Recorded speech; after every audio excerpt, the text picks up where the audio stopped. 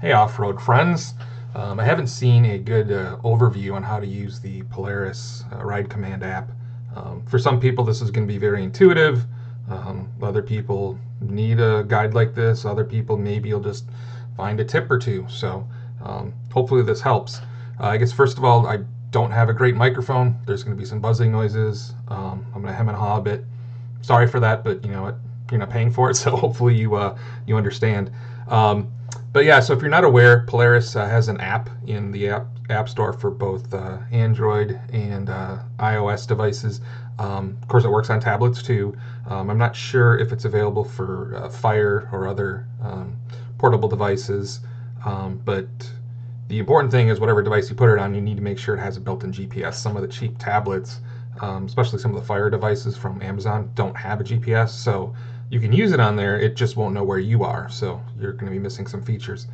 The other thing is there's a web interface that you can log into that's very similar and does sync, so I suggest you experiment with that because for some planning and things it might be easier to use the web. I'm not going to cover that here. And of course some of the Razor specific models from Polaris, and obviously the Rangers and others too, they will have an actual built-in head unit, but anybody, regardless of what your actual machine is, you can use this, so probably know that, but just wanted to point that out. The other common first-time user issues and confusion I see is, does it do turn by turn, right? That's a question that comes up, you know, like if you have your Google Maps or Apple Maps or the old GPS units in cars, right? It'll say turn left on this street, turn right on this street, and it'll give you distance. It's not what you get here. The reason is because it really doesn't have insight into the roads, and when some of the maps are created and those trails are put on there, they don't always have to be named, so they might be unnamed. They also might go over multiple roads, right? So if it travels across streets, the person editing the map or who created the map might actually call it Route 58, but in reality it actually covers 2 different trails, 3 public streets, right? So you're not going to get that, but what you can get is it's going to track as like you go along.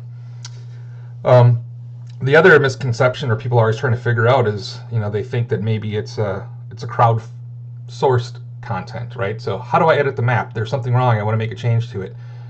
You can track a ride, you can plan a ride, but only you are going to see that, or people you directly share with. The way the maps actually get created, it's not by Polaris. That's another common misconception. It's actually by local clubs. You have to register as an editor. You have to prove that you are a member of a club, and then you're given a specific jurisdiction, area or county that you can actually are allowed to make edits to. I edit one of my local clubs, so I manage a county, so maybe I'll do a future video on that. So in any case, long-winded intro, sorry for that, but hopefully that gives you expectations. So if you open up the app, once you have it downloaded, first of all, make sure you're signed in. But this is the first screen that you'll see. So this is the intro screen once you're logged in. So I'll just go ahead and play this that I had previously recorded. We'll pause as we go along. But on the bottom, you'll notice that there's going to be some options. So again, took it back here. So on the bottom, you've got options for home, map, rides, community, and then the more with the triple dot or ellipse. And then on the top left, you've got what's commonly called the menu icon or the hamburger button, right? Whatever. We'll talk about what each one of these things do as we go forward here. So the first thing we'll do is we'll click on the top left, so that is the option that you get when you click on that hamburger button. And underneath there, right, you've got notifications, you've got account profile, so on and so forth. I think the main ones I want to point out is, yeah, certainly explore some of these options, but definitely review the notifications, the profile. Offline regions, I think that's probably the first thing we'll want to talk about, but certainly explore the other options.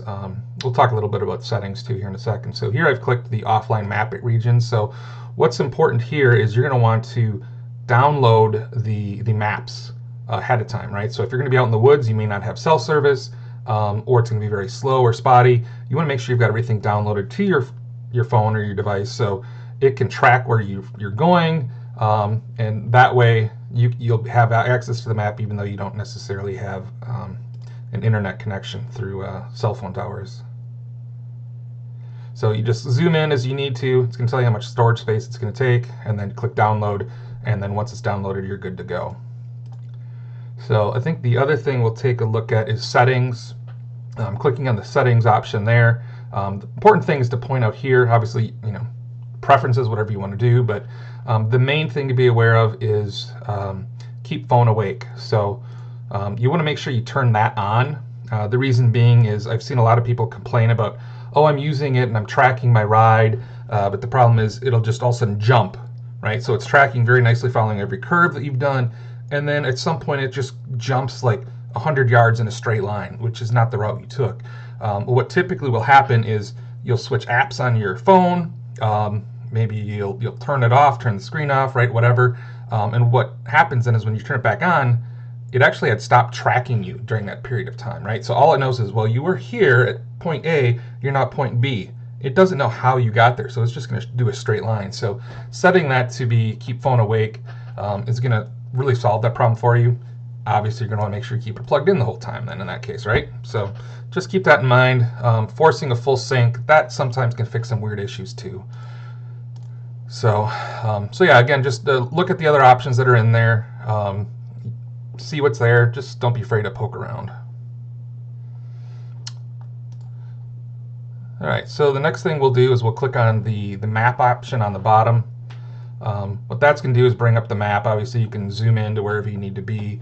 I think a couple points I want to make sure you understand here is that you can see a lot of information. So the dots that you see that are gray, right? Those are things that came from Polaris. That's one thing Polaris does do is they will enter in points of interest. They'll enter in, of course, their dealers. But these are waypoints in the blue. We see the blue with the little white dot. Those are waypoints that I manually added. You can share those with people as well, and that's useful for keeping track of maybe a cool hangout spot, a special feature, little car wash area, right? Whatever it is, you can keep track of those on your own. Once we look at the legend in a second here, we can talk about why there's things that are different colors. But you see how there's like those trails that are kind of a very neon blue. Typically that's going to be true off-road trails, and it's going to have a specific requirement. And then some of the reds might mean something different, and then there's dotted lines. So if you see like I don't have it in this one, but if you see sort of a brown dotted line, that in some cases, especially if it's a real light one, there's a special one that if towns, right, if towns or counties work directly with Polaris, their GIS people, they can upload their entire county map, and then Polaris will throw that down as kind of a base layer. That's not something clubs have access to edit, but because it comes from a government entity, they're on there. But anything else you see on here, that comes again from the club people that have actually volunteered and registered with Polaris, and they've actually put the routes on there for their specific club within their jurisdiction, which is typically a county. If you look, you can see this lake kind of in the middle. It's a little green lake right now, but those really short blue lines, right? So what those are is those are actually routes that I had planned, and I didn't do it as a route I wanted to actually run, right? Because you can do that too. You can actually generate and plan a route. You can have it snap to the trails, and I'll do a separate video on that. But what this is for is this is in case you wanted to actually edit the map. I don't have jurisdiction up in this county, but this road has been open for over a year, but for whatever reason the club hasn't got around to actually adding it. So that's one trick you can do is you can add your own routes, planned routes, and then you can toggle on the tools, which I'll show you in a second, how you can turn that on and off, and that way you can kind of edit the map, if you will. You can add things to it. So definitely keep that in mind. That's a very useful feature. All right, so what I've done now here is I had clicked on the icon on the top right. So I don't know if you could tell there, but it switched between off-road icon to snowmobile and then back. So you can switch back and forth, and then that's going to let you jump back and forth between those two depending on the season. For me, I only run on side-by-side, so that's what I always leave it as. So here we had clicked on tools. I'll just jump it back here for a second. So tools on the bottom right, that big button there. Clicking on that tools is going to bring up this next screen, which is going to have a lot of features for you to look into. We'll talk about a few of these, like I said, tracking a ride, that's pretty straightforward. You just click track a ride and it's going to track the route you took. You can then save it, and then you can kind of bring it up again to rerun that ride in the future. So that's handy. Definitely take advantage of that.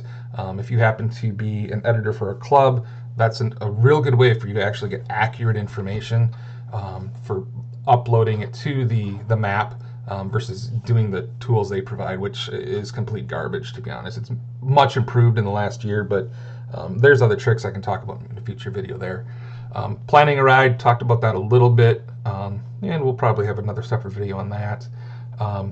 Adding a place or a waypoint, I touched on that, right? That's, you just click anywhere on a map, or you can do this, and that's just a way for you to keep track of it. Honestly, I haven't figured out the point of add an area. I think I've done it a few times just for kind of putting out ownership of maybe, property that you're allowed to run on. If you got permission from a private owner, that might be useful, but I don't really use it. But the rest of it is just toggles. You turn things on or off. So explore those. We'll touch on a few of them here, but for the most part, those are pretty self-explanatory. And just be aware you can do that, and it really helps to remove the clutter from the map. All right, so I think the next thing maybe we'll take a look at is going to be land info. So you see that kind of in the middle of the screen there. What that can be helpful for is if you turn that on and then you zoom in, at a certain point you're actually going to start to see who owns land that you're running through or next to. So if you're a club, that's helpful because then you can know who to contact and say, hey, we'd like to run a trail through your property. Or in other cases, right, you just want to make sure that you're maybe not pissing off the wrong people. If you're supposed to stay on public lands, you can zoom in. I think what I'm zooming in here is, nope, not in the right area. So yeah, over here, let me stop here. So this is a private trail that some local landowners are nice enough to provide access to a trail from a road that also is open. But if it wasn't for them, there's really no way to get to it until like a mile or two up the road, right? So that's helpful. Or if you're just nosy, right, you can kind of use it for that. But in any case, I find it does kind of clutter things up, so I usually turn it off. It's nice, but it's really not essential. So like I said, turning that off is probably going to be the way to go. So another thing would be turning satellite map on or off. Sometimes it's more helpful to see the satellite versus not, so play around with that. The other thing is sometimes this information gets a little cluttered, so you might want to remove some of your points of interest or your planned rides. And you remove your waypoints by undoing the places there. They use the same name for both. It's kind of weird, but if you actually turn that off, you're gonna really remove all the clutter from your map, and you can find things. But if you actually want to use those places, I use that a lot just for pointing out those neat places or figuring out where the next drink or food I can get. So definitely take advantage of that if you want. And like I said, you can actually share that with people too. Like I said, I'll do another video on that. All right. So the next thing we'll take a look at is the legend at the top.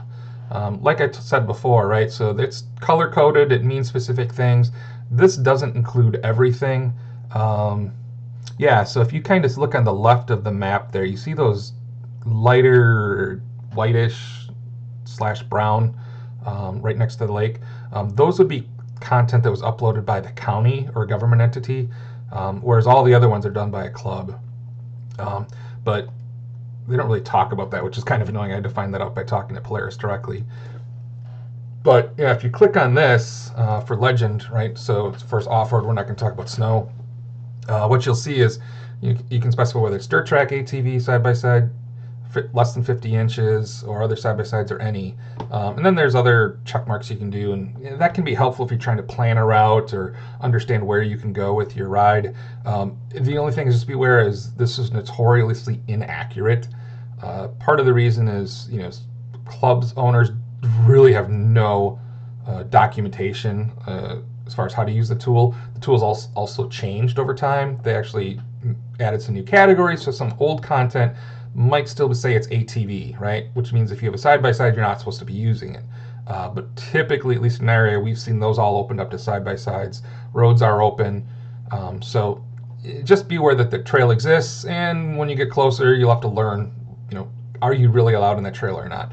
It's probably going to be listed as more restrictive than anything, but it can be the other. I've also noticed a lot of clubs will list any for road routes, which I think makes sense. That's how I do it, right? Any vehicle allowed by local rules and regulations. So that can be your standard vehicle, your truck you use to pull your side-by-side. It could be side-by-sides, it could be ATVs, it could be dirt bikes, off-road ones. Again, though, dependent on local regulations. You don't really know that unless you learn them. So understand your local laws. This is really just meant as a guide, but keep in mind, whatever color these are, it may or may not be accurate. So I guess proceed with caution, but be aware that's how you can actually see some of these details. The other thing is trails will sometimes be closed for the season, closed for maintenance. Some clubs will update those on a regular basis. Others won't even touch it, so you'll get there and it's going to be a surprise. So just keep that in mind. And yeah, of course, there's also trail difficulty. I see very few clubs actually update those. Some of the off-road trails and some of the parks might update it, but that's about it. All right, so maybe the next thing to do is on the bottom, there's that rides option, right in the middle, right on the bottom. Talk a little bit about that. So like I said before, I've added a lot of map edits up in the area where we ride, because the local club is just missing a lot of this stuff. And they're probably busy. It's all volunteers, right? So I'm not knocking them. I get it. But if they haven't got to updating these, right, they update. It's unfortunate, right? So they have to update multiple places all independently. Some of the clubs have got it figured out a little better than others, but typically what has to happen is they have to go to Polaris and edit the map. Now they have to go to to the Can-Am one. They have one now too. You got to update that there. Then VV Mapping, a popular software, you've got to update it there. You've also got to work with your, if they do printed maps, they might piggyback off of one of those other ones, or maybe they work with a separate independent company, right? So they've got to update these multiple places. So fair's fair, right? I'm not knocking them, but like I said, if you're going to use Polaris app, the Ride Command app, this can be very helpful. That just go ahead and add a route, make sure you're showing your route on your main map, and then, planned routes. If you're showing your planned routes in your main map, this way you can do those edits, and now you can see those trails that you verified using the official printed map, but that wasn't on the actual Polaris map, right? So take advantage of that. And of course, from here too, you can also plan a route. That's how you started, is just clicking rides and using the plan button.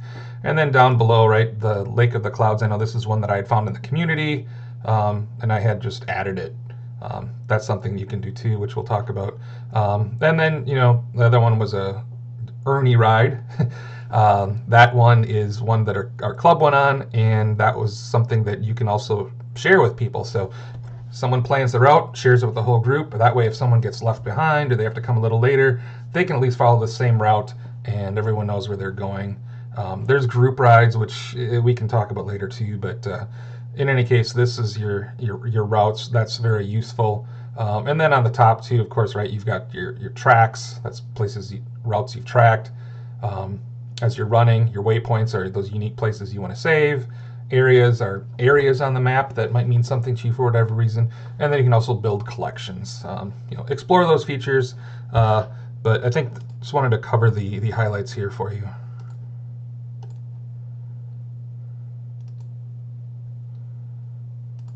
So I think the next thing we'll take a look at is the community option on the bottom. Here you can see what everyone's doing. There's a way you can supposedly narrow this down. I've had some success with that, right? You can actually specify what range you want to look at as far as distanced away from you. And it can be helpful. For the most part, I don't really find the community that helpful. Working with someone you directly know is probably going to be a better way to go. But yeah, explore what's here, poke around. You can also plan events and see those events and so on and so forth. What we're looking at here, though, is now we had switched to the was under the more option. So that's the ellipse or the triple dot on the bottom right. Here's where you can do your group rides. Another way you can also track a ride. You can go to your garage, dealers, schedule service, right? All that. What we'll talk about first is maybe the maintenance. So under maintenance, I don't really use this a lot myself. I keep track of it in an actual paper book because that's just what I have available, especially when your hands are disgusting. I don't want to pull up my phone. But here you can actually track maintenance you've done under the maintenance log. You can see what the schedule recommendation is. So again, use this if you think it's useful. Poke around, learn about it. You know, there might be some useful things that you can find there. All right, so I think if we go back now to the map, just a few other things to point out. Obviously, the little dot on the bottom left, that is just snaps you to your location. I didn't do that in my pre-recorded video, but that'll snap you back there. And then once you are at your location, right, you'll get that, and apologize, I don't have this on the screen, but the little compass will appear sometimes on the map. They've changed the way that works. It's a little irritating, but I just noticed today that when I was using it, if you click where you are on the bottom left, right, it's really going to toggle between two different views, kind of a map view like this, and the other kind of at an angled overhead view. The difference between the two is one is always going to keep north up, and then the other one is always going to have it pointing to the direction you're going, right? So bottom left was just going to snap to where you are, and then repeatedly tapping is just going to switch between those views. And then when the compass appears, it seems to really do the same thing. It just kind of jumps back to the, you know, show me where I am in the direction I'm going, or is it true north? And then it disappears. It used to always stay there. So in any case, I think they're changing stuff. So explore with that, see what works for you. Like I said, I've got some other videos that I've had recorded as far as how to do some of those advanced features. So I'll try to link those here below, but hopefully this helped. Definitely try it out. I found, at least in Wisconsin, this has got a ton of details. I noticed Iowa, for whatever reason, is really into the Can-Am one. You know, otherwise the Polaris one, it's got some stuff in, you know, up in the Midwest, and then I think over in Appalachia, Tennessee, and that, but it's more sparsely used. It seems like at least in Wisconsin, the clubs really gravitate towards it, and every single county is mapped. It's crazy. So, like I said, check it out, see if it works for you, and hope this helps. Thanks.